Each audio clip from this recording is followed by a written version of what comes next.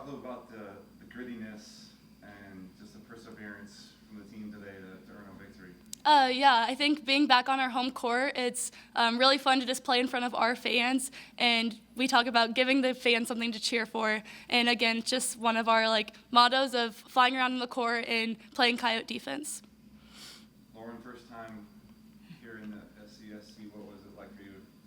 It was really fun. I think being in the atmosphere, you imagine what it's like, and being in the stands is a very different experience than being on the court. And so it was really fun. It was good to see all of the people who come out to support you. So yeah, it's nice to see. Kind of one of those back and forth momentum type of matches, Cameron. What ultimately swung the final momentum in the USC favor in the fifth set? Yeah, I think as people know that have watched us the past few years, we tend to really enjoy fifth sets. And I think coming out from the start in the fifth set, just being confident and, again, focusing on defending our home court was really important. And I feel like we started out strong and then didn't look back. A match that took a lot of turns. You feel like you were in control of set two or set one, and then it got with.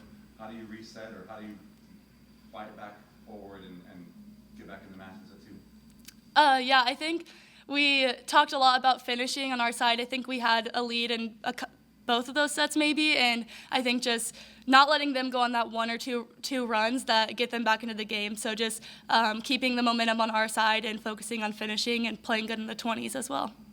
Lauren, coming in as a freshman and trying to learn and get used to Avery, how's that connection been working out so far this year? I think it's gotten a lot better. We did a lot of work in the summer on it, and so I think that really helped, to be prepared for moments like this, because we built that relationship off the outside of our scheduled practices. So I think that really helped. What can you say overall as a team to pull out a win like this, coming off of last week, where another one of those kind of ups and down weekends, but to start this weekend up on an upswing? I think it's really encouraging for us, because that was a good team that we just played, and we were playing more good teams. So I think that's really going to give us the confidence to go out and play all out and play as a team. Cameron, Iowa State tomorrow. What's that? I mean, not very often do you get a team from the Big 12 coming into the SCSC. Yeah, I think it's really exciting. I think it's going to be another good turnout for our home fans, and just being able to play a Power 5 school on our home court. It's a new opportunity, and having a chance to go out and compete against a school like that, again, isn't an everyday thing. So I think having that moment and just going out and playing like we have nothing to lose. Thanks, ladies. Thank you. All right, Coach, why don't you go ahead and give us an opening statement? What a first match, what a first home match here in the SCSC. There were a lot of ups and downs, kind of the ebbs and flows of the match. You saw a lot, and obviously something, in my opinion, we have to get better at as we go. We had built leads in multiple of the sets, I think, early on, and let them come back with just that one run. And closing out sets is going to be really important for us as we continue to move forward.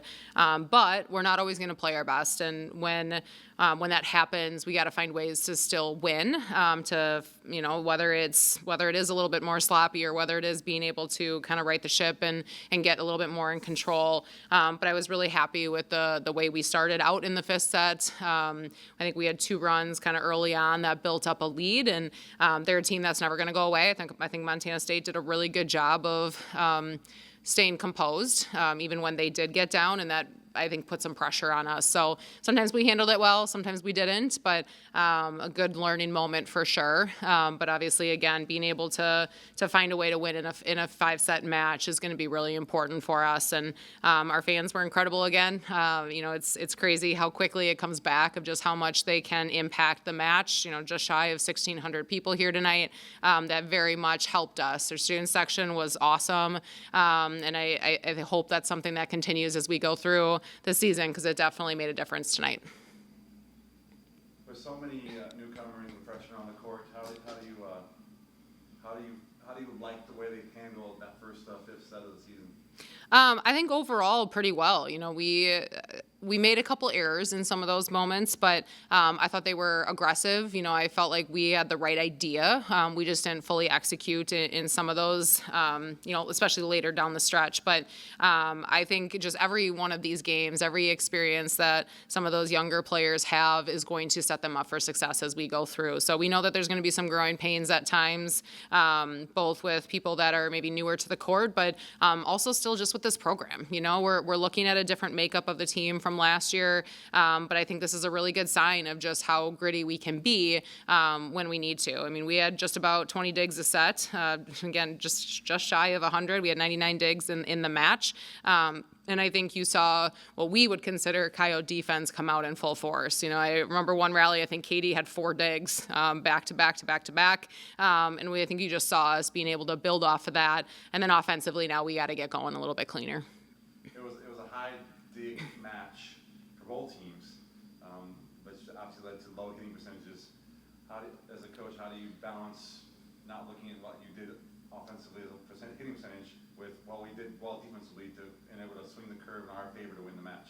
Yeah, I mean, we will continue to be known, I think, for our defense. That's something that's going to stay pretty consistent for us. And honestly, even though it was a pretty good defensive match on both sides, I like our kill numbers, other than set 3. And yet that was one that we won. It was just a little bit ugly on both sides. You know, we had 17 kills in 3 of the sets, you know, 9 in that 5th set. So I feel like our numbers were good. When we struggled, we just got higher error. Both in the first set and the third, you know, we were just higher error. We gave them points. We allowed them to go on some of those runs, not taking away anything that they did because there were some really good things that they were doing on their side of the net, but that's something that we can control a little bit more. But we're going to definitely rely on our defense as the season goes on to put us in a position to, when things aren't going well, use our defense to get us back on track. Replacing your middles coming off of last season into this season and replacing them with 2 freshmen, what have you liked so far and through the first 3 weeks of the season that shows that they're ready to go? Yeah, I mean, they're learning. And I obviously the 2 on the court, I think, have done a very good job in some pretty difficult situations. So for 2 freshmen to be doing that is good. But that middle group is really good for us right now. So even though we didn't see all of them on the court tonight, I think it's a testament to how good that group can be as a whole. Again, as we continue to learn, you know, game planning and scouting is newer to some of them, including our freshman middles. So we just want to continue to see them get better as the match goes on, you know, be able to follow that scouting report or the adjustments that we make throughout the game.